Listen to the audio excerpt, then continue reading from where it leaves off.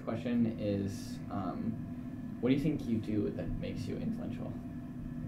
After getting this and like reflecting on it, it was like something that like I just started becoming more aware of. It was like, oh, like just like being me on like a small scale, trying to build friendships with like all these kids, like trying to get to know everyone and genuinely like being interested in like all these kids' lives was like something that like seemed like to have like an impact.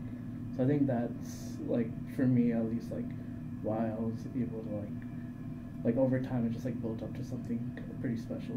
I remember when we first met, when you organized the rally in solidarity of survivors after the Brett Kavanaugh hearing, like how you were so intentional reaching out and just checking in on people. For me, it was the first public space where I was speaking out as a survivor, and I really appreciate the emotional support you extended to me, and also just how you followed afterwards. And I feel like you're really committed to building genuine relationships with people, and yeah, I really appreciate that.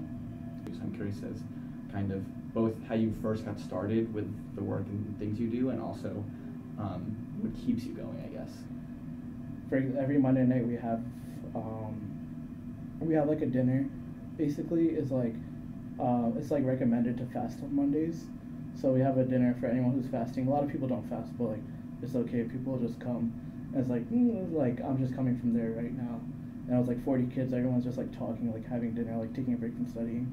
And it was like every time I see that, it's like really nice just to see like, oh, like we're doing that. We're like building like a nice community here. Growing up in the inner city where like there were just so many social problems of poverty and police violence and gangs, and I went to a British school. The curriculum was very white. I would get sent out of class for arguing with my history teacher because he would defend British colonialism by saying that, oh, they built railroads in India though.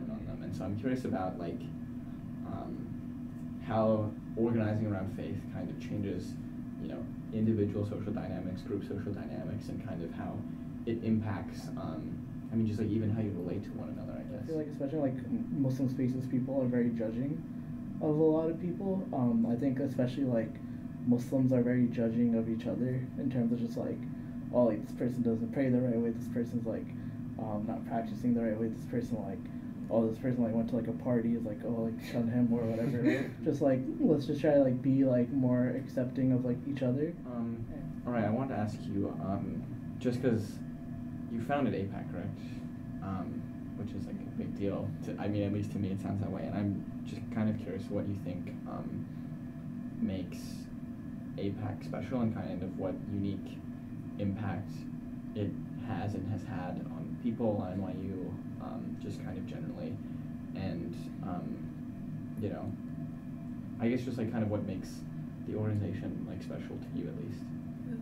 I think sometimes it's seen as divisive to talk about East Asian hegemonies within Asian American spaces, or it's seen as like an issue of just like, well, we can't represent every Asian ethnicity. I think that's true. Like the point isn't tokenization or like representing like each flavor of Asian. It's more so to do with power and colonial histories that we have to unpack together.